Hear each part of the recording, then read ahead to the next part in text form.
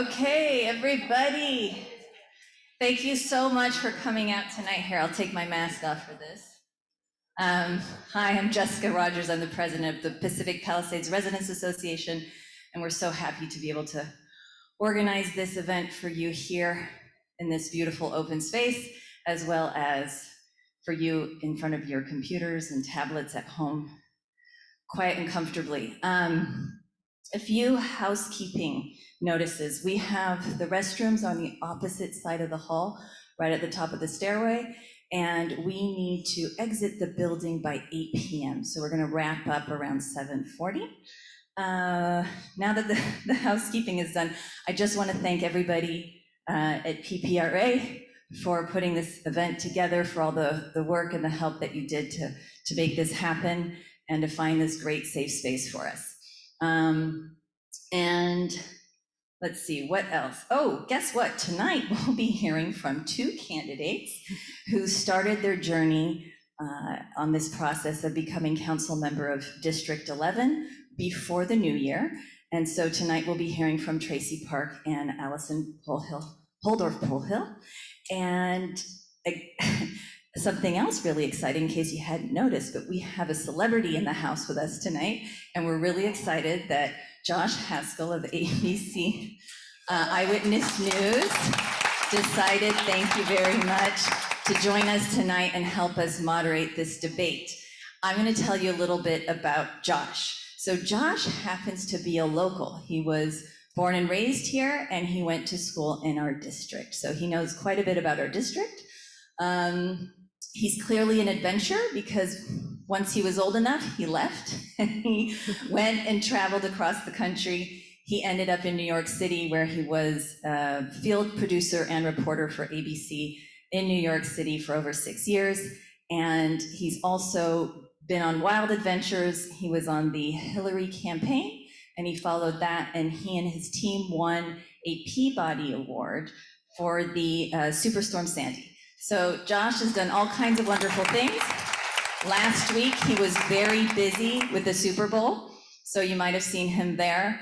And we're, more than anything, Josh is a father, a husband, an all-out great man, and we're really excited to have him here tonight. Thank you so much, Josh. Have fun. Thank you, and thank you for putting this together, Jessica. I know you worked really hard. And thanks so much for everyone for attending and watching. This already was a very important race, and this is just getting more and more important by the day, I think, and it's something that at Channel 7 we've been covering for quite some time, and I know I've had the privilege of meeting a lot of the residents of the district. Although I am from here and grew up in the Palisades, obviously there's a lot of communities in CD11, and it's been important work and interesting work to meet how much people care and love where they live, and that's what CD11 is. And so I think it's really great that we're all here tonight to hear from two people who are trying to lead this district, and obviously there's others in the race, but I think this will be a great taste of some of the visions for what CD11 can become, and some of the problems that we can fix. So thanks again for joining us tonight. I'm going to read some brief bios of the two candidates that are here tonight. They're going to give opening statements, and we will go through some questions. I also am a huge fan of audience questions, which I know some have already been submitted, and we'll try and do that in the last 10 or 15 minutes. So you can fill out your questions over there. So first off, Allison Holdorf Polhill, welcome. Allison has been making a difference for her entire adult life, living on LA's West Side as a public servant, educator, environmentalist, attorney, and parent. I hope you guys don't mind my news voice. That's why Allison is running for LA City Council in District 11 to cut through the red tape and to deliver solutions to the unhoused crisis, protect the environment, improve transportation, and address other tough challenges at City Hall.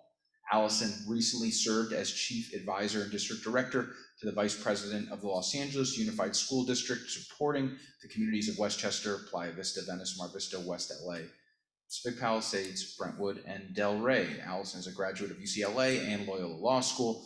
Allison has lived in West LA since 1983. Allison enjoys her rescue dog Felix, hikes, bike rides along the beach path, and potluck dinners at Will Rogers State Beach with family. friends. Tracy Park, welcome. Tracy is an attorney with more than 20 years experience in policy and litigation with city leaders as well as police, fire, and other departments. She learned and lived the importance of public accountability, which has been lacking in our district for too long. She brings a depth of experience and also a fresh, independent perspective, beholden only to the people she represents. Her deep grasp of policy will be an asset to CD11 from the day she's sworn in. Tracy's family has called LA home for generations. She's passionate about its bright future. Graduate of Johns Hopkins University and Loyola Marymount School of Law, Tracy is running for office because she believes she has the heart, vision, and compassion that is best suited to create a new era for our district and our city. So Tracy, you're gonna go first. Please don't repeat everything I just said about you. Go for it. All right, good evening. Thank you so much for the opportunity to be here. In 2020 and 2021, I watched as my community in Venice slid into chaos. Oceanfront Walk burned, the Ballona wetlands burned, the Palisades burned, and our council member remained silent.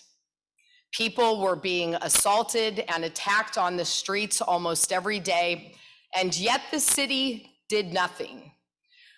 Residents all over this district were crying out for help, and I realized that I needed to step up and answer that call for help. I didn't get into this race because it was a political opportunity. I got into this race because the people who were in a position to do something did nothing. I got in this race before there was a recall, at a time when people told me that I was crazy to even try to run against an incumbent.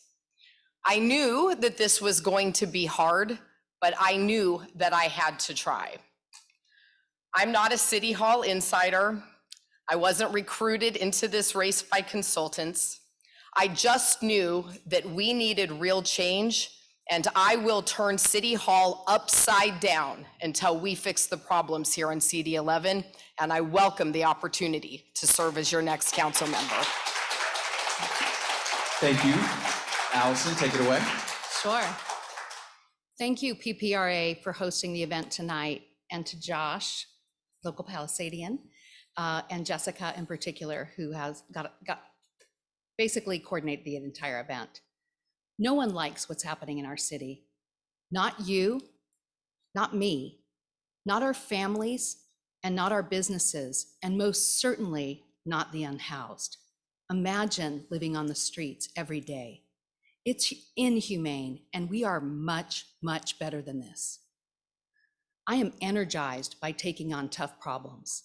And at the end of my term, you will find there will be substantial changes addressing the homeless crisis, mental health, public safety, fire preparedness for our hillside communities, the environment, and you most certainly will have an uber responsive council member.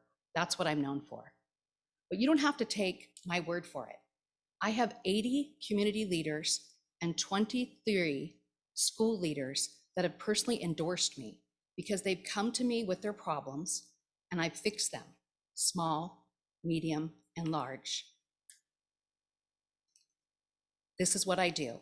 I bring people together and I solve problems, and I actually really love it. I have to tell you, I really do love it. That's what I've done, and that's what I'm known for. And I believe that is why they call me the fixer. And together, we will be better than this. Thank you.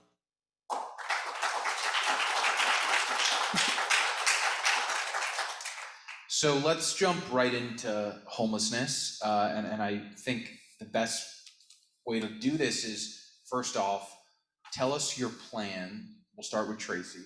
And obviously, we all know this is a very complex issue, so take your time. The question homelessness obviously encompasses mental health and housing and everything else. So why don't we just give you 2 minutes and 30 seconds to explain how you would fix. Well, how about 2 hours and 30 minutes? Go for it. All right, thank you for that question, Josh. So just to be abundantly clear, there is no pie chart or Venn diagram or 5-point plan that is going to fix this problem. I have spent hundreds of hours in the field talking to policy experts, policy makers, addiction counselors, mental health providers, housing builders, and people on all sides of this issue. I am the only candidate running in this race with a comprehensive, detailed plan to address homelessness. I don't have time to tell you about every aspect of my plan in these 2 minutes, but there are a couple of things that I want to highlight.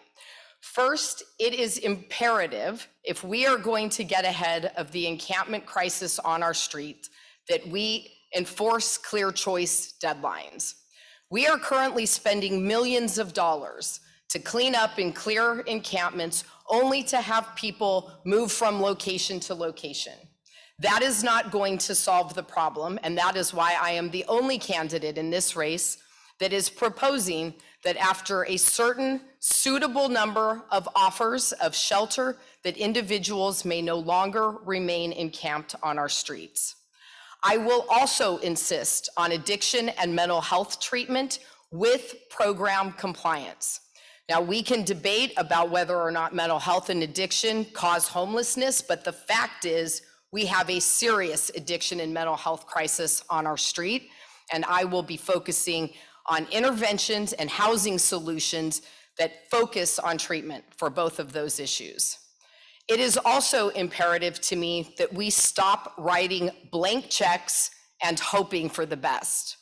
We currently have 1,500 contracts with service providers around the city and county of Los Angeles, and not one of those contracts has baked in performance or accountability requirements.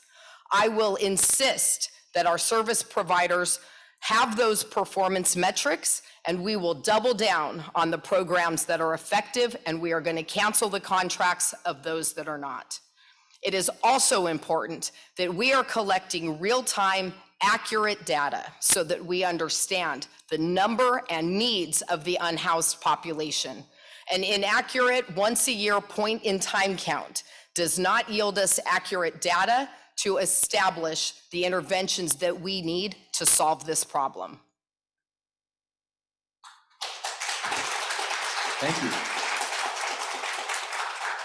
Allison? Sure. I think we can all agree that the homelessness crisis is absolutely our #1 priority.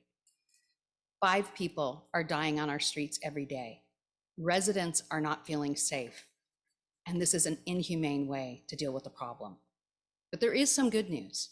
We do have plenty of resources.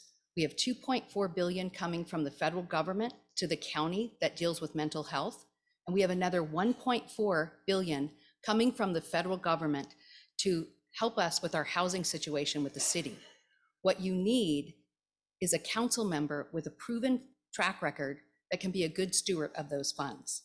And I have a 6-point plan that's very specific that will be up on my website, I believe by the end of the day tomorrow. I've spoken about this, it's been recorded. It's 6 things that we have to do, and they all have to happen at once. It's not a permanent housing first, and let's get to everything else next. So on day 1, we have to address the situation as the emergency it is. And we've done a lot. We've done quite a lot when there's been an emergency. You can recall the Northridge quake split the 10 freeway in 2 places. We incentivized the contractors and they finished it 90 days early. This can be done by declaring an emergency. Look what we did during the pandemic. We served 140 million meals. It was unbelievable. And I was one who oversaw that for LA Unified. The second thing we need to do is prevent homelessness. 20 more people a day become homeless. It's outrageous. And we take over 200 off the streets a day. It's like a fire hose. There's some reasons for that. I can't cover it all in 2.5 minutes, but I'll tell you a quick story. The highest growing population is our elderly homeless population. And that's because the city is actually condemning the frail room and board facilities. This is nuts and it's outrageous, and we can change that. We also will be providing temporary shelter, and I too will say shelters first. We will give people a menu of options with wraparound services, but there will be no encampments on the street. The 4th thing we will do is we will clear encampments with specific goals, again, providing a menu of choice. And we need to expedite building houses. LA needs 500,000 housing units, and we are not there. And finally, we will build a powerful triad with healthcare workers, social workers, and law enforcement. Thank you. Thanks. Appreciate it, Allison. So let's dive in a little deeper. Tracy, you said something that I hear every single time I do a homeless story, no longer remain on our streets. And then a lot of times, the politicians who I interviewed, they won't exactly say where the homeless will go. So I want to give you the opportunity to explain what happens next if they won't remain on our streets, and using as an example what happened with the Venice Beach Boardwalk, as we're seeing now. That has returned. Maybe it doesn't look the exact same, but what happens? I mean, how can we actually make these solutions permanent? Yeah, it's a good question. So thank you for that. You're right about Oceanfront Walk. The Encampment to Encampment plan that was rolled out there last year did not work. I have spent a considerable amount of time out, in particular at Centennial Park in Venice, which is a relatively new encampment that appeared late last year. And I've spoken to most of the people in that encampment because I had a theory that most of the folks still on the streets in Venice have either been offered shelter or housing, or they've been in shelter or housing in the last 12 months. And sure enough, almost everyone in the Centennial Park encampment came from Oceanfront Walk, Westchester Park when it was cleared, and most recently during efforts to try to abate some of the encampments at 3rd and Rose. So what we are seeing is, in fact, that for those who elect not to accept shelter or remain in those settings, we are simply moving people from one neighborhood to another, and that's not acceptable to anyone. So in terms of what an enforcement scheme would look like, we have unfortunately eliminated many of the legal tools that we have to mandate people into diversion programs and treatment programs. But we're going to have to bring that back. And as individuals refuse to comply with those laws and they're cited, I'm not talking about putting people in jail, although in some cases that's an intervention that may actually save someone's life. But instead, working with our mental health courts and our drug courts to sentence people to diversion programs where they're actually getting the treatment that they need to start getting stabilized and back on their feet. Thank you. And Allison, you talked about something that not everyone running for office or every politician talks about, is how we got here. And thinking big picture, obviously we need to prevent people from becoming homeless in the first place. So I want to give you the opportunity to talk a little bit about what you would do in terms of that. Sure. So several things. One, we can stop right now the city from condemning our frail room and board facilities for our elderly and the frail care and boarding facilities for the mentally ill by just putting out a memo to the city that says, this is enough, it needs to stop. We have 20 more people becoming homeless each day. You need to use some of the Measure Triple H money and the money that came in to fix those dilapidated facilities so we're not putting more people out on the streets. The other thing is, with regard to shelters, is we have a lot of property. Facilities was my bucket with LA Unified, by the way, 600,000 students. We have 1,400 schools, but the district owns 10,000 properties. Ron Galperin has also, through the city, identified multiple properties for shelters, and also the county has these properties.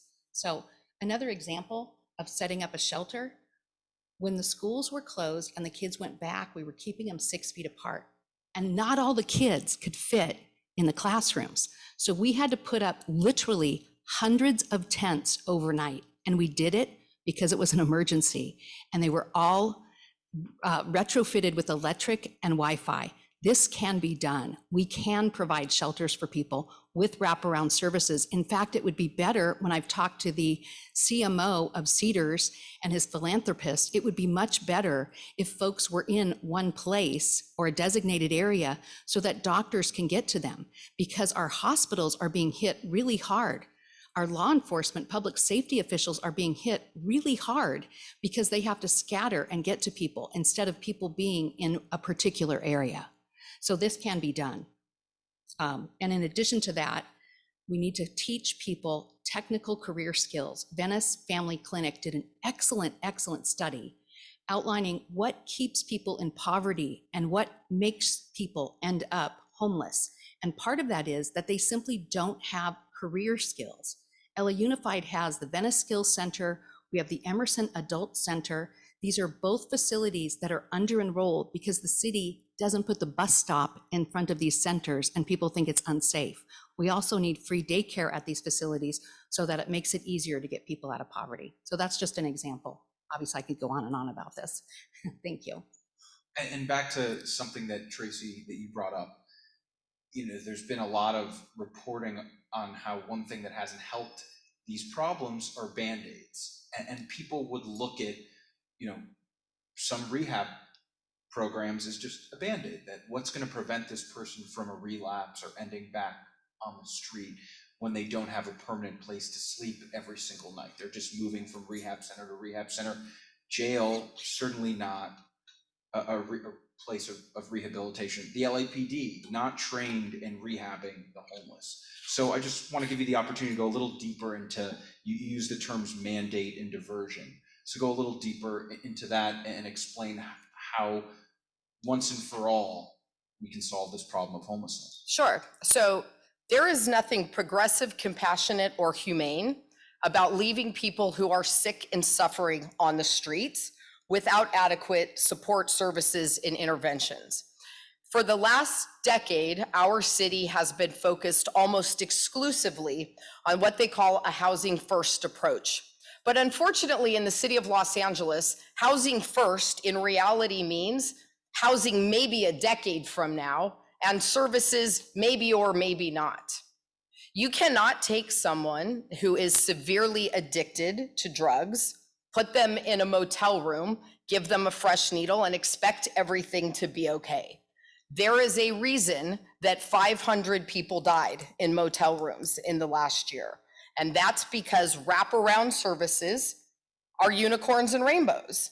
Unless we insist that people take advantage of the programs and services and treatment that is being made available to them, we are never going to get ahead of the problem on our streets. So while some folks are going to take advantage of those opportunities and the intervention that is necessary to fix homelessness for someone that is there for economic reasons is an entirely different issue and problem than it is to get at folks with chronic mental health and addiction issues. And if we don't start getting serious about ensuring that people are actually utilizing the opportunities that we're providing to get stabilized, to get back on their feet and start integrating back into society, we're never going to get ahead of this problem. There are some excellent examples of peer-based recovery housing, and any addiction specialist will tell you that for someone suffering from chronic substance abuse disorder, they need medically supervised treatment, step-down care, and then a residential-based rehab program. The long-term outcomes at 6 months, 18 months, and 24 months are much better for people who are in those supportive environments. Putting someone into housing without anyone coupling that with the medical care that's necessary to get them well doesn't get at the underlying problem. And we see the results of the failure of housing first policy in every single corner of our district. And those problems that have been historically limited to Venice have now started to spill out all over our district. And I don't want what happened in my community to happen to any other neighborhoods in CD11.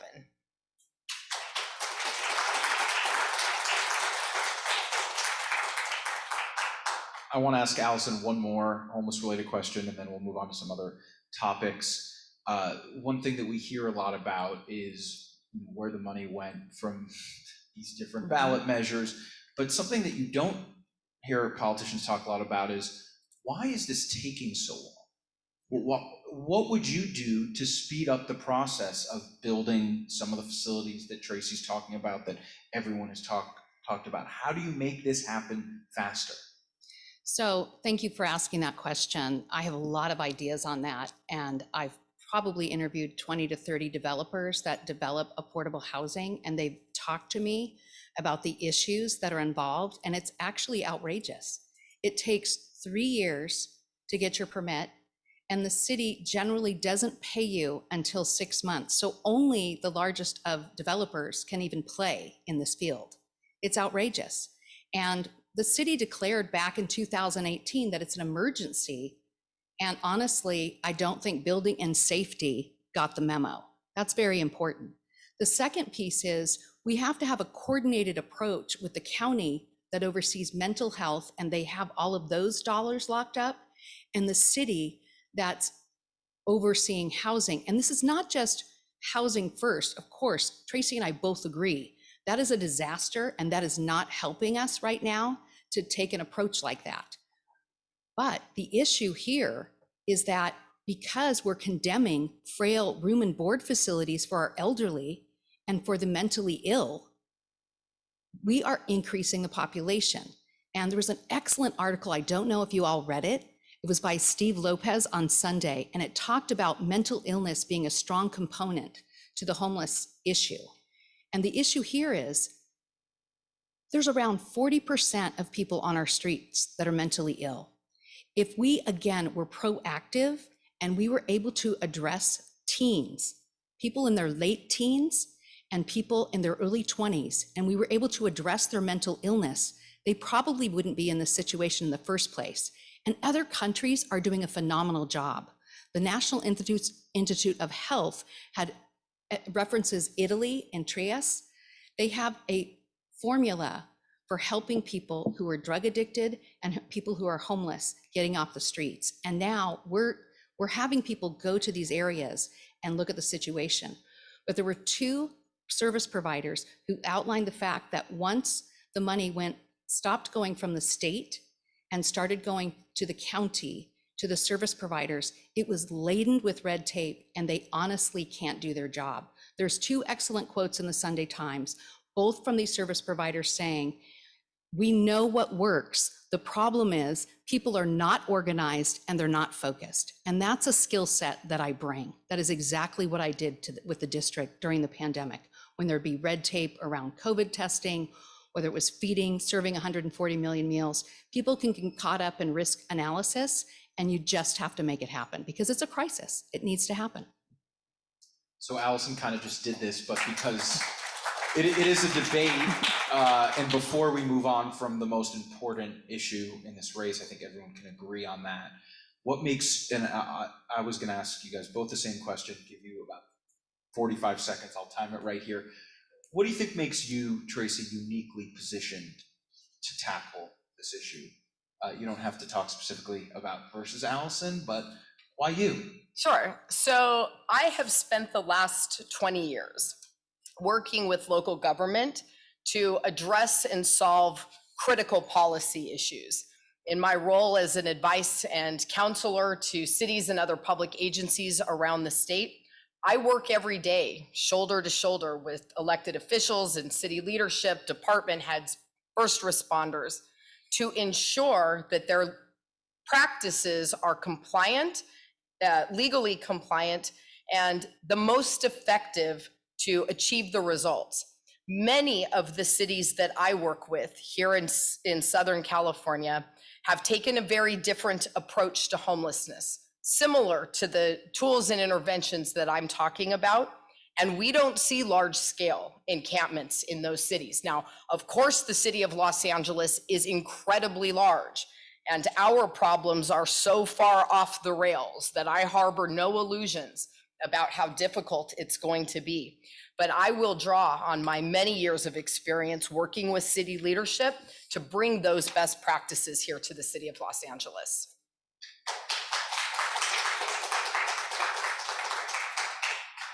Anything you want to say about what makes you uniquely positioned to solve homelessness facing our district? Sure. Thank you, Josh. I have a proven track record for fixing things. I'm known as the fixer, and it's not just a nickname. Again, you can talk to 100 people that have endorsed me, and they will tell you that I listen to problems, I understand what they are, and I solve them, big or small. Westchester had a huge issue, and they still do. We had a philanthropist that was going to donate $140 million, and he walked away from our school district because they didn't have customer service, and they led with legal. And I got him back on a plane to look at Westchester, and now that is happening. These are the things that I do. In addition to that, I'm known for building bridges. So I've served on massive boards. This high school, Pali High, had a board of 11, and it was like herding cats, everybody going in opposite directions. Very similar to our current city council with 15 members and their fiefdoms. What I did was I studied that board. They had a lack of governance. I ended up getting 6 people to run because I needed a majority of that board. There was one gal that was on the board. I didn't know her very well. She seemed a bit aggravated. And instead of going to a conference and flying, I drove in a car with her to and from Sacramento so we could be on the same page. And once I understood her come from, we were cooking with gas. I am known for getting people together. And I have to tell you, this city's problem is that it's the county with their strategic goals and the city with their strategic goals and even the district. Oh my goodness, they have 16,000 kids. Thank you. Thank you. Okay, so I think that's enough homelessness for now, but I'm sure it'll come up again because it always does. I want to move to crime right now. Everyone who lives in CD11 pays a lot of taxes, and everyone deserves to feel safe regardless of what community you're in, but that's something I hear a lot, is that we're paying and we now have to pay private security to make us feel safe. So what would you do in terms of crime to make the residents of CD11 feel safe? You have 2 minutes and 30 seconds, Tracy. All right, thanks, Josh. I am proud to be the only candidate in this race so far who has any public safety endorsements. I am very proud to have the partnership of our park rangers, our LA Airport Police, and our municipal police. They have endorsed me because of my decades of experience working with police and understanding their issues. There is no question that crime in CD11 is off the chart, and those uptick year to year in crime coincides directly with defunding in 2020. We lost over 800 officers here in the city of Los Angeles, as well as many of our specialty details. I am fully committed to working with LAPD to get those staffing levels back up to where they need to be to adequately keep our city and our communities safe. Here in the Palisades, we have seen a dramatic increase in crime, in encampment fires, and quality of life issues related to our public safety problems.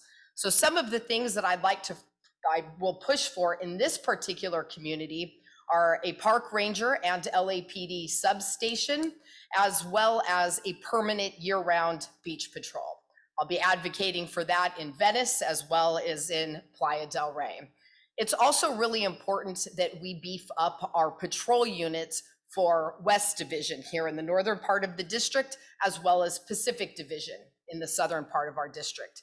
Each of those divisions have only 7 cars plus a supervisor.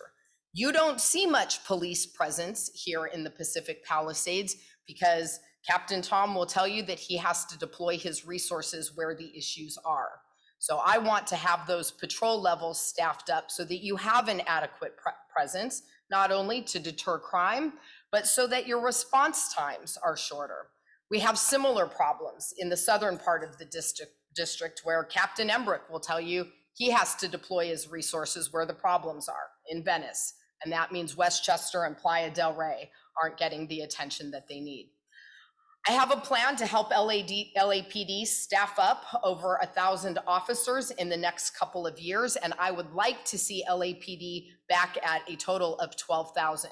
But I've worked with police for a lot of years, and I know that that is going to take us time to get back to those staffing levels, but I'm committed to doing it. Thank you.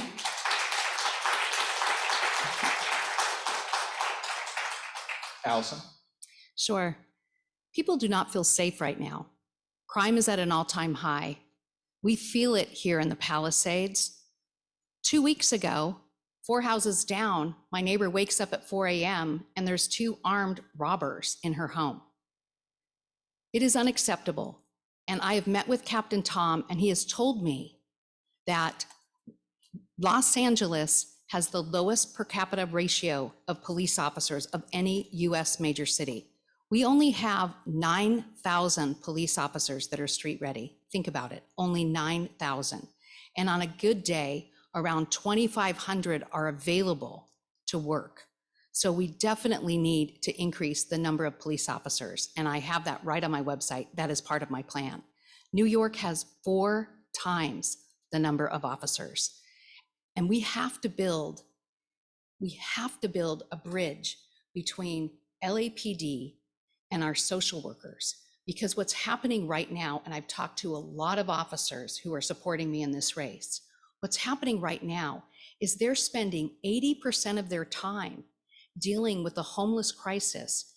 And much of that time is dealing with mental health issues that they don't need to deal with, that we need social workers to deal with.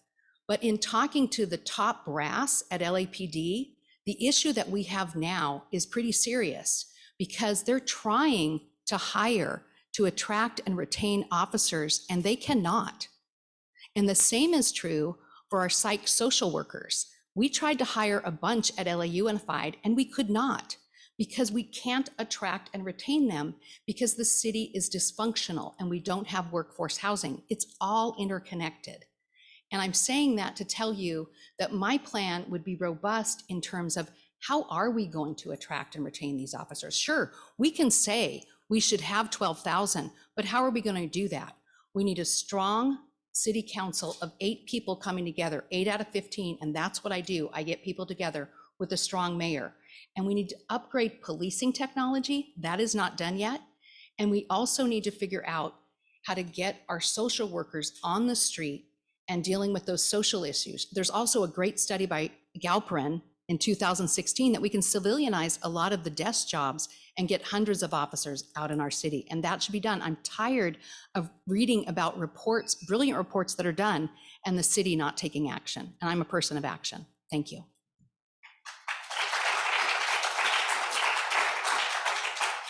I want to get Tracy's opinion on, and there's been a lot of talk about, Allison brings up social workers and it not always just being put more officers on the street. And obviously this ties back to homelessness, but what are your thoughts on that, restructuring the LAPD, putting more money into forms of policing that are not traditional? Yeah, so we have one mental health evaluation unit attached to LAPD that covers everything from mid-city west to the coast. And with the number of mental health calls that LAPD gets on a daily, weekly, monthly basis, that is simply not adequate to serve our need. Nor is it appropriate for our law enforcement officers to spend the vast majority of their time responding to mental health calls that don't necessarily require a police response. That said, if someone is screaming outside or trying to break into my house, I don't necessarily want to have a conversation with that person to ask them, are you having a mental health crisis and is this a homeless related issue, before I call law enforcement.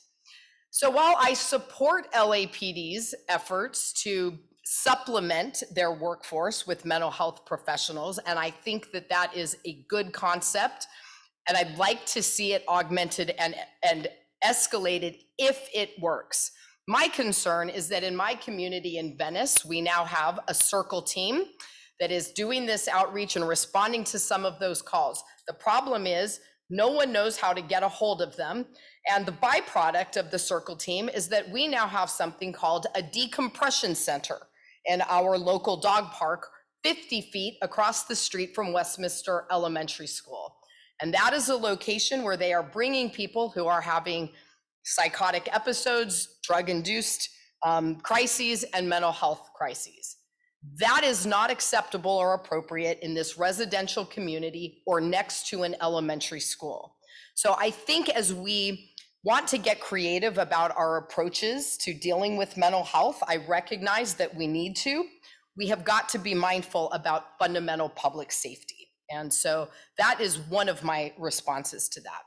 The other thing is that many non-sworn aspects of policing are already filled by civilians: property, evidence, records, communication, all non-sworn civilian positions. Many of those officers who are working on the back end in desk jobs are doing absolutely critical police-related work. The department currently is so desperate for bodies in the field that they are willing to pull those officers out and put them into patrol. But that just means the work on the back end isn't getting done. So civilianizing police positions is a nice soundbite, but as a matter of practical policing and getting the work done, it doesn't make sense.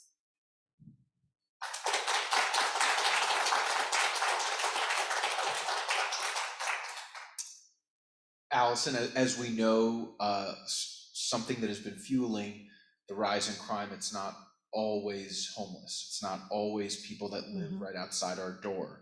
What would you do to address folks that are coming into our community and taking advantage of people, and then also making sure that we don't have repeat offenders?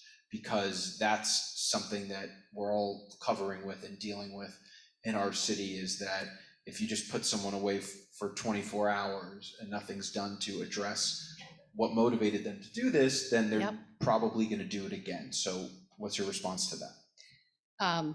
I completely agree that that is a huge issue. And just so you know, when I talked about mental health workers, it's not a this or that, it's a this and that. We need to increase the force, get them up to the numbers, and we need to get social workers on our streets, because both need to be done right away.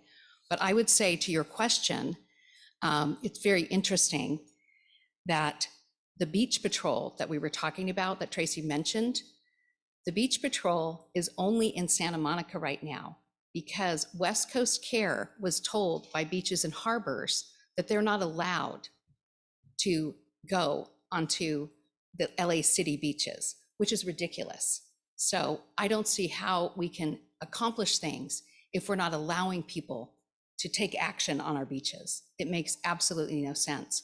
And I think with regard to LAPD, the officers are part of the community that they serve. And Rusty Redican is a brilliant example of that. I don't know how many of you remember Rusty Redican, but he was deeply embedded in our Pacific Palisades Homeless Task Force.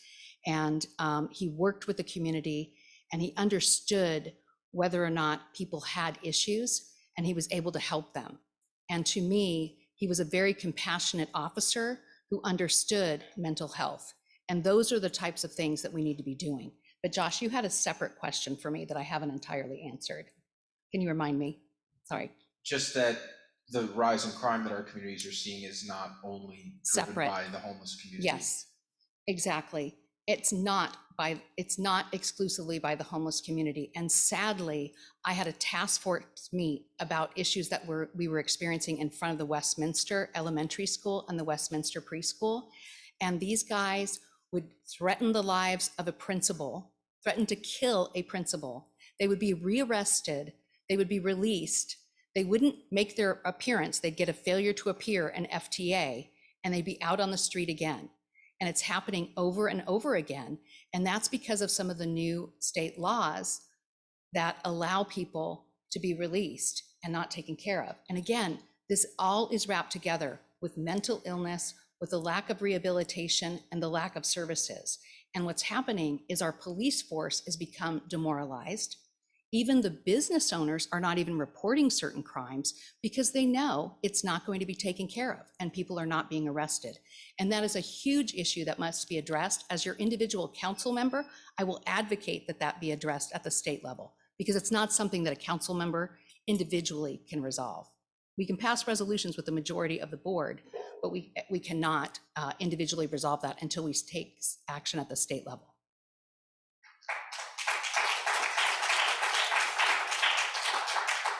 I want to read a question from the audience. With the increased violence in major cities across the US, what ideas do you have specifically to combat gun violence, easy access to guns, possible limitations or license, anything related to gun issues? Great question. Yeah, Gun-related crimes here in the city of Los Angeles in particular have increased year to year repeatedly, 2018 to 2021.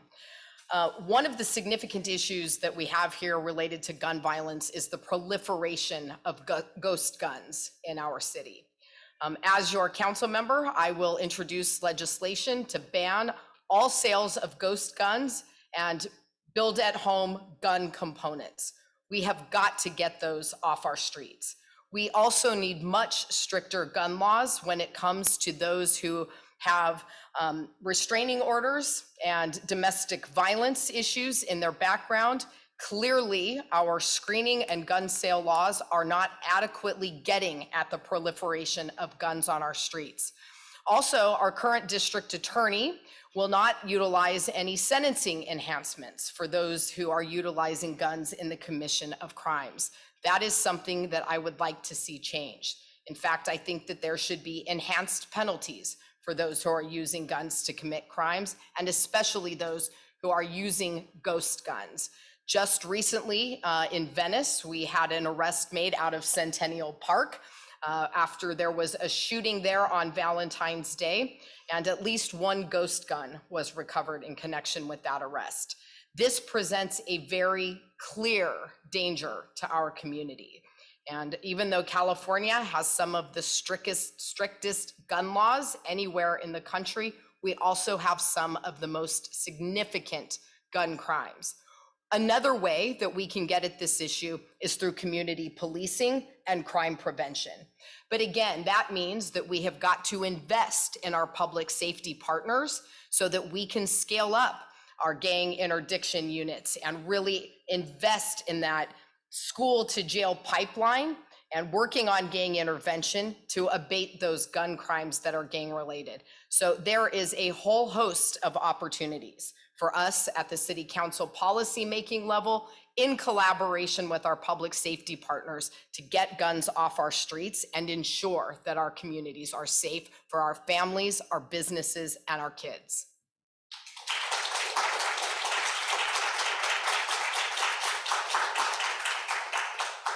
Allison, I'll let you respond to the gun question, but I also want to move into something else that involves public safety and climate change, and that has to do with wildfires. And especially in the last couple of years, many of the communities in CD11, many of the residents have had to evacuate. That's a huge concern right now. So feel free to respond to the gun question, but also would like to move the conversation forward as well on climate change. Sure. Absolutely, we need to ban ghost guns. It is unacceptable.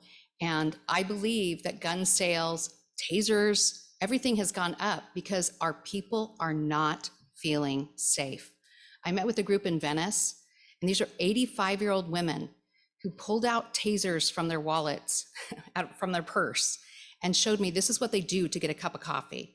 And there's a lot of people that have purchased guns who may or may not know or understand gun safety. And that's something that I have been very passionate about, and that we passed a resolution at LA Unified to make sure that every single parent has to sign a document indicating whether or not they have guns in their homes. And a lot of times we have these ISTAR reports with social media where kids are threatening to do XYZ at a school site. And we have our trained LA school police officers that come and analyze the child, and they also search the homes, because this is definitely a huge issue. I agree that the DA's sentencing enhancement, I agree with Tracy wholeheartedly that that is problematic. And again, that is something that we need to address at the state level and also with that elected official at this moment. But regarding the fires, this is so important to our community and for this entire northwest section of CD11. We need more firefighters. Just 2 days ago, I was talking to a number of firefighters who said, we have the same number that we had in the 70s. I need to fact check that myself. I was amazed. They also told me that they have completely outdated technology, which I personally saw firsthand with the Getty fire. I got the Amber Alert. It was around 2 a.m. I get a call from the Revere principal, from the Pali High principal. They're both asking me, Allison, should we shut down the schools? Should we make sure the buses don't leave their station? Pali High has 3,000 kids. Revere has 2,100. We get Superintendent Buettner on the phone, Board Member Nick Melvoin, and we realize in short order that the school did not have a protocol for addressing how to shut down schools when there's a fire in short order. So long story short, I changed that protocol by working with our Office of Health and Safety with the district, and we now have a bulletin. In addition to that, I felt so passionately because so many people were afraid of the particulate emissions in the air that we've installed 200 air quality management devices that give you real time. And I can give everyone in this community the app, and you can know whether or not you need to evacuate based on the air. That's also tremendously helpful to the firefighters. And I did that because of my relationship with the Coalition for Clean Air. And the president is endorsing me in his individual capacity. We need to have evacuation drills. We do not have them now, and that is unacceptable, and that will happen under my watch. I participated in the Mandeville evacuation, and the conclusion was, we're not prepared. Finally, I want to give a huge shout out to the Auxiliary Communication Services. It's an all volunteer force. Because we live in Hills, our phones are going to go out. And this is the ham radio. I'm looking at someone in the first row who's taking pictures right now. They do this and they have a communication plan, but unfortunately they've had to, oh my goodness, they've had to go through so much to connect with our city. And we need that, because when people don't have proper communication about what to do in a fire, they're going to freak out and they're going to make mistakes. And that's not going to happen under my watch. Thank you.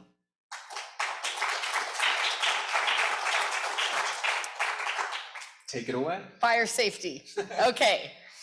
And also, this is, fire season is year round now. So this is not a question of when this will happen, people in this audience will get evacuated. What will you do? That's right. So we have had a lot of experience in recent years with very significant and deadly fire activity throughout the state of California, but here locally and in CD11.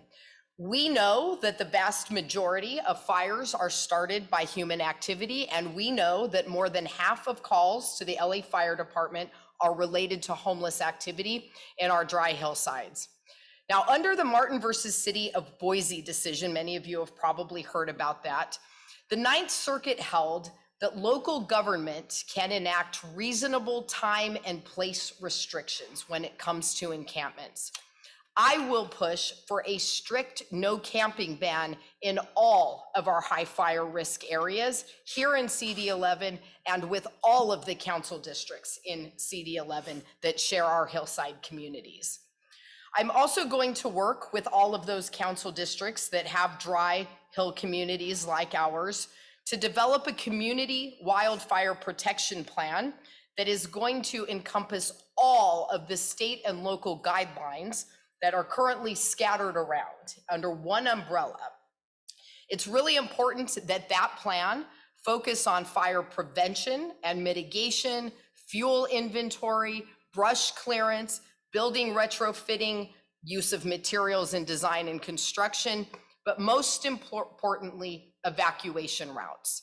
We have seen very dangerous circumstances. For example, during the Getty fire, hundreds of people were trapped in traffic as they were trying to evacuate.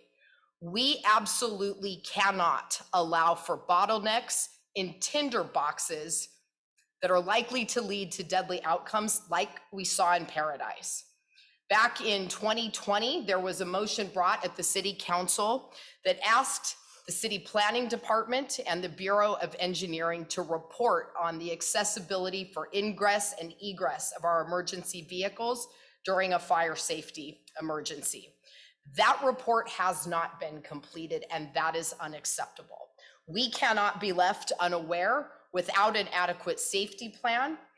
It is important that we get that, and those fire safety and those evacuation issues have got to be wrapped into our community wildfire protection plans.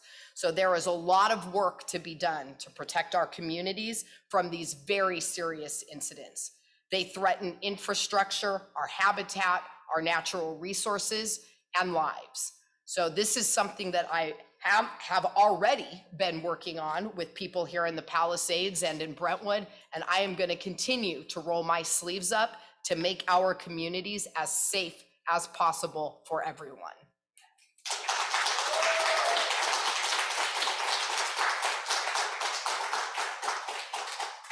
in some of the questions that I've received, I'm sensing a theme, and it seems like the constituents of CD11, they want to be able to access both of you, or whoever is elected. They want to be able to have the feeling like you're representing all interests. So I want to ask you both a question.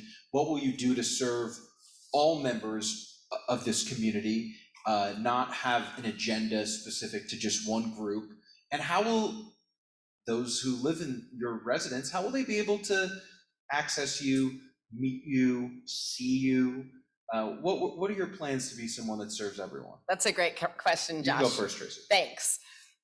I'm in this race because I am so frustrated and angry with the lack of engagement from our council member. In Venice, our community has been crying out for a town hall for the last 2 or 3 years, and our council member won't show up. I have received hundreds of emails from around the district from people complaining that our council member won't respond to phone calls or emails. A funny thing happened when I launched my campaign last year. People just started copying me on their emails to the council office. And many of those email threads had been going on in some cases for months and even years.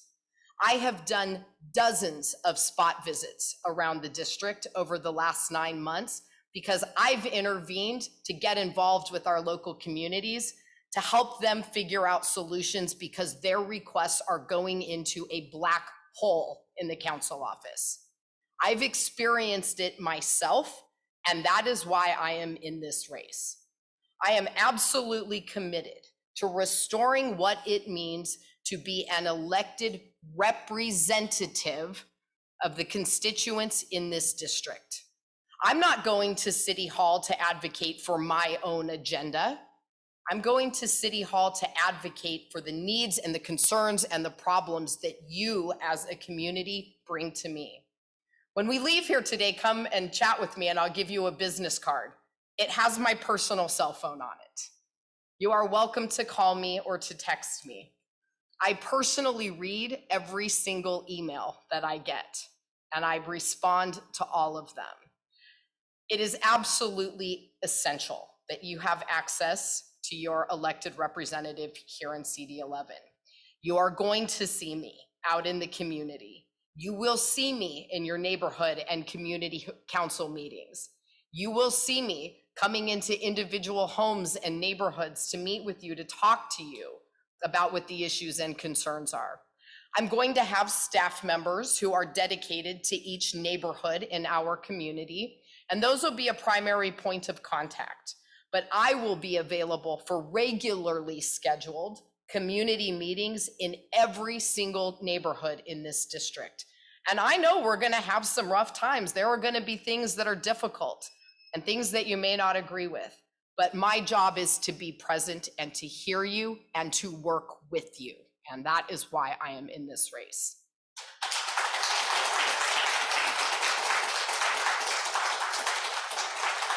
Great. So responsive government, I'm all in. And you can ask the 100 people that are endorsing me, that is why they're endorsing me. I honestly think that's why they gave me the nickname, the Fixer, because we had a policy when we started with the district, people had given up on their schools. LA Unified has 600,000 students. I oversaw 150 schools. Can you imagine during the pandemic, the panic of parents? And we had a policy that we set up in June of 2017. Every single call, every single email that you get, our stretch goal was to respond between 24 and 48 hours. And we did. And that's how we were able to address a lot of those problems. By the way, the district that I worked for the school board goes from Westchester all the way out to Woodland Hills and East Hollywood. This district is just Westchester to the Palisades. And I was with a staff of 6 total, only 2 of us on the ground, and we did it. And I'm very proud of that, and I would continue to do that. I would attend all the different neighborhood councils, all the chamber events, all the different things to engage in those communities from Westchester, Venice, Mar Vista, Brentwood, Pacific Palisades. And the people knew me well. I've always used my personal cell, even back in my Pally High days, and it's never been an issue. And when people would write the all caps emails, because they were hysterical, they were wondering, my kid's losing their education, Allison, and it wouldn't be so nice. And I would tell everyone on our team, you will pick up the phone and you will call that person. Don't even bother emailing, because they're upset and they need to hear you. And that is what I will do. And that's what I've done. And that's what I'm known for. And I've heard horrible stories about the 311 system, that you're supposed to be able to access your city right now. I think some of you in the Palisades call and you're sent to Santa Monica. Not happening on my watch. And I think everybody who knows me knows that. I even have people who've worked for Councilmember Bonin now supporting me in my race, because I would actually have to help the city with their issues, such as fixing a curb and a sidewalk, because a council member wasn't going to do it. I was helping other board members for the school district because some of those offices wouldn't respond. And it's critical that we do that. And I will commit to attending. I will designate one person in particular to oversee, to make sure that everybody on the ground has an idea. Because honestly, that's the only way we can fix problems.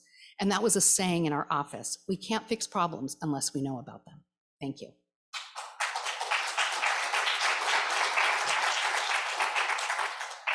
We have about 10 minutes left, and I was thinking I would ask some questions, and if you keep your answers to 1 minute, sort of a rapid fire session, just so we can cover as much as we can. This is a question from someone on Zoom, and I wanna, it's actually pointed towards Allison, and then we'll bring Tracy in. So for you, Allison, a member or resident of CD11 said that they received a text message with a survey a few days ago. It made the claim that Allison is the only candidate who has experience clearing encampments. Can you elaborate on this, and what would you do to clear encampments? Sure. So that did happen in the spring of 2021 when we were reopening our schools. There were a lot of encampments that were lining because our council member refused to remove them. And I was getting literally hundreds of calls, for example, at Uni High, and hundreds of calls from the parents that were at the free preschool, Westminster Early Education, and Westminster Elementary School. And what happened was, because a council member wasn't doing that work, I had a coordinated response with LA School Police and our Community of Schools administrator to remove many of those encampments. And so that's what they're referring to. Basically, I had to do what wasn't being done by the city because it wasn't a safe passage. And unfortunately, I will say this, sorry, am I going over a minute? I can stop. 20 seconds. In any event, what happened there was one RV that remained in front of Westminster because he knew how to work the system. And that RV is still there. And that is part of the reason why I ran for this race. Venice Beach Bid called me because they knew I would light it up. And they told me, Allison, we picked up 47 used needles today. I had to train our administrators how to pick up used needles on the play yard, and we had to spend hundreds of thousands of dollars on privacy fence. And that's when I jumped into this race. I thought, this is absolutely nuts. Thank you. I want to ask you a follow-up. I'll give you 30 seconds, and then we'll bring Tracy in. I think a big issue, though, that a lot of folks in CD11 have is that the enforcement has been really inconsistent. Absolutely. So there might have been some enforcement around schools. And I have a question here: why hasn't LAUSD made sure schools are treated as sensitive zones with encampments banned within 500 feet? And so maybe there was a time where they were moved, but it seems like these encampments keep popping back up. So how can you respond to those issues around schools? And again, what would you do specifically to make sure that this doesn't keep happening? Sure. So the issue in CD11 was 4118 was not being enforced by our council member.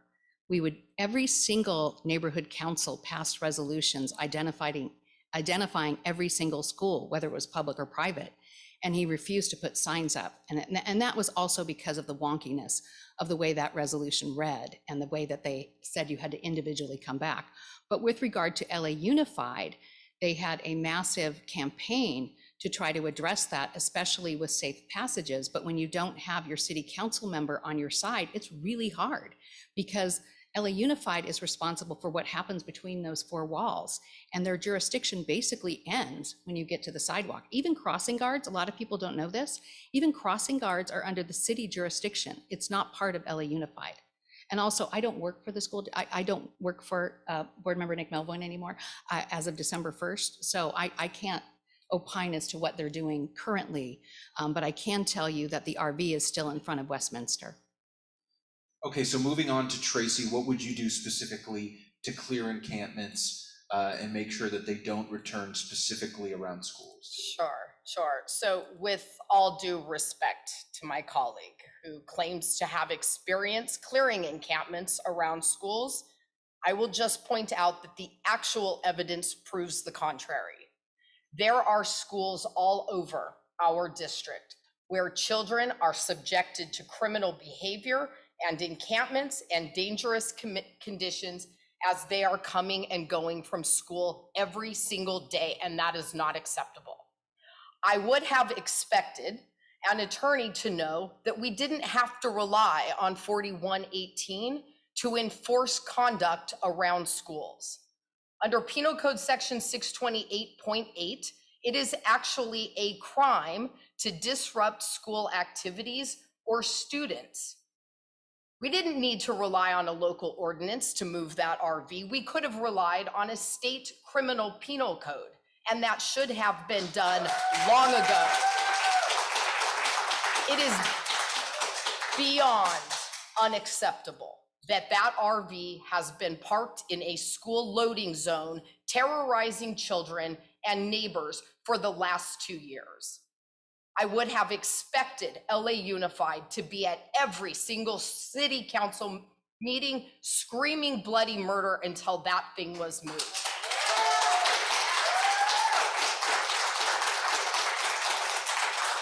When I am elected as your city council member, not only will I authorize LAPD to enforce under Penal Code Section 628.6, I will insist that they do, and if they don't, I will personally drive a tow truck over there and move that thing myself.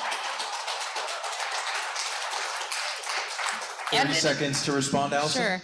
I have an email trail, and a lot of the folks not in this room can verify this independently. We did everything we could to remove that RV. And there is a city ordinance that says that you cannot do that when there's a person in there, and the person was in there. I had LAPD, I had the sheriff's office on, I had LA School Police, I had our Office of Environmental Health and Safety on. And I would say to my colleague, if it was so easy, then why couldn't the neighbors simply enforce that? They could not. LAPD said, we cannot remove this RV. They could not remove it. And the school certainly wants it removed. I've talked to that principal almost every single day, and she's like a counselor to the person that lives there.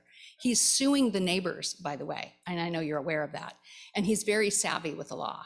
So it is not as simple as LA Unified simply saying, we're going to remove the RV. We had all of our people there to attempt to remove it. Wanna ask, thank you, Allison. Wanna ask Tracy, I think Allison brings up a really important point, is red tape. And it is hard that a lot of people running for office will say that they're going to do something. And I've covered a lot of campaigns, and then they get there and they find that it's a lot harder than they thought it was going to be. So Tracy, what can you tell us specifically about your management, your experience, that you will actually be able to see these things through? This isn't about red tape, it's about lack of leadership.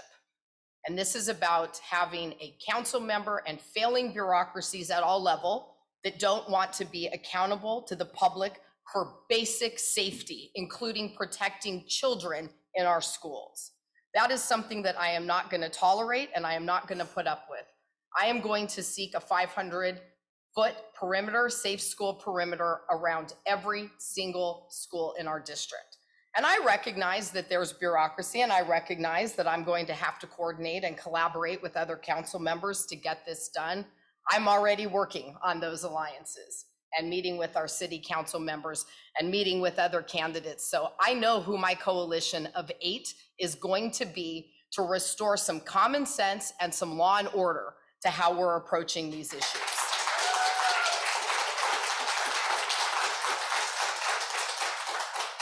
Anything you want to say, Allison, about the relationships that you have at City Hall and what you will be able to do to get things done?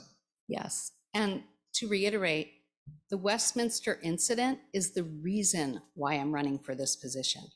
I was so frustrated with the fact that our city council member couldn't put the safety of kids over the individual's right to be in that RV that I ran because it is wrong and it is currently being enforced in the city, and it is wrong and it is jeopardizing the health and safety of those kids.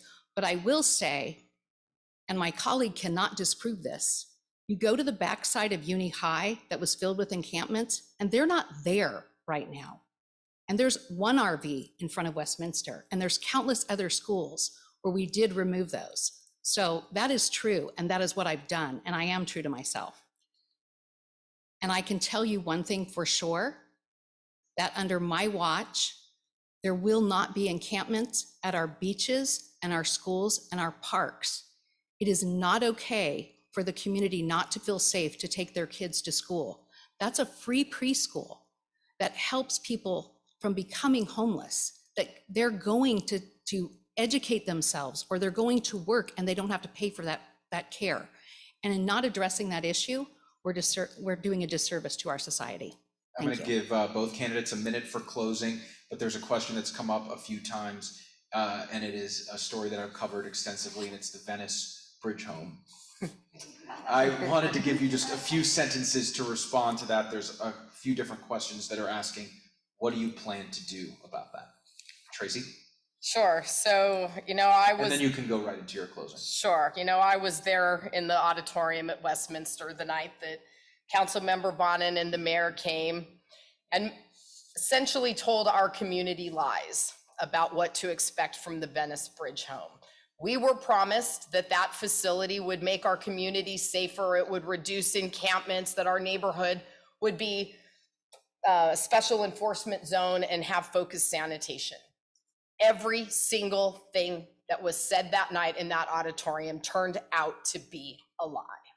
And from the day that facility opened, things were far worse than we ever could have imagined.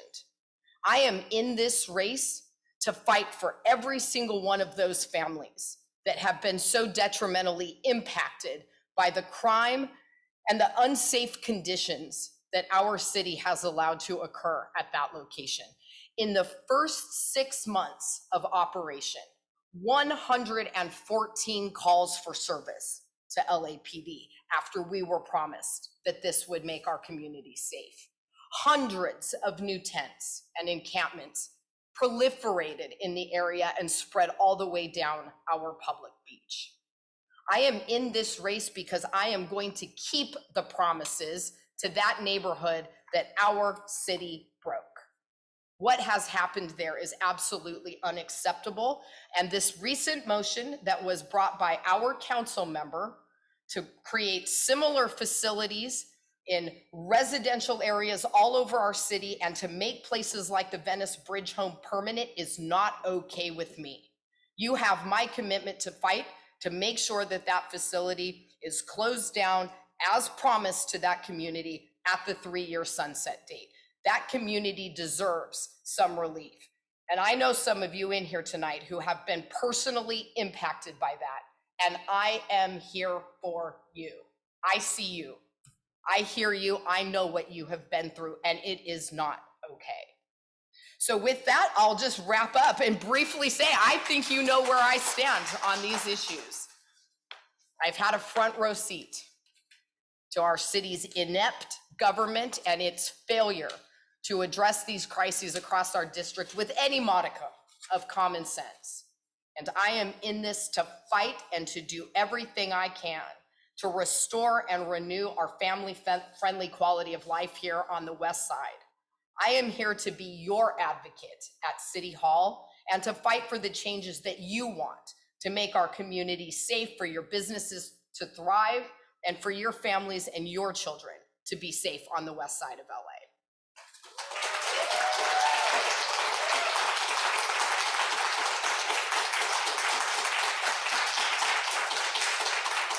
Venice Bridge Home and closing? Sure. So the Venice Bridge Home was a disaster, in particular because promises were made and promises were broken. And it did not have the wraparound services that were promised, and it certainly did not have the law enforcement that was promised. So I can understand completely why Venetians would say this was a complete failure, and it was. And the situation must be temporary, which goes back to my plan. If you look again at the evidence that we have, we know how to address mental illness. We know how to set up temporary shelters that work. There's a lot of analysis paralysis here, and it's really unacceptable considering how much land we have and how much opportunity we have to set up shelters, get those wraparound services, get the skill sets, analyze whether someone needs to be in a home for severely mentally ill, in drug rehab, or given the skills to get themselves out of poverty. We know how to do that, and we can do that. And I'm a solutions-oriented person. I'm not going to dwell on the problem. We know what the problem is, and it's astronomical. We have 70,000 homeless people. That's not acceptable. That is unacceptable. And it is not okay to let them languish. And again, I would refer back to evidence-based research. What they're doing in Italy right now is phenomenal. And it's a program that we can duplicate. They have a great program in Long Beach as well that we can duplicate. And we didn't do that with a bridge home. But we need to go forward. And the person that knows how to go forward with this is me. I have a proven track record. I don't break my promises. I follow through on things. And people know me for that. That is what I've done. And I know how to take on large bureaucracies, because let me tell you something right now. The reason why a lot of these problems are happening, the reasons why a lot of the people that are involved in providing resources to the folks who live on the street is because of red tape. It is about red tape. I can tell you, I've talked to a number of these people and they've experienced it firsthand. They're not getting paid back for their services, and they're not looking at the outcomes. How many people who are experiencing homelessness did you help? Okay, boom, duplicate what you're doing, go forward. Okay, other entity, you didn't do it? No, we're not going to go with you anymore. That's what needs to happen. It needs to be outcome oriented, and it's not. But in conclusion, may I conclude? That was your closing, but okay, I'll give you 30 seconds. Sorry, working in a big bureaucracy, it's not for everybody. Herding cats and getting people together and getting in a car with someone and driving to and from Sacramento, that's not for everybody. But honestly, that is what I love, and that is why I'm running. And I do have a proven track record of fixing things and taking care of business. And please ask around. Anyone who knows me knows that I am responsive, and I'm looking at a field of people who have called me for things, including Jessica later this afternoon, about something that she's trying to set up on Wednesday. Thank you.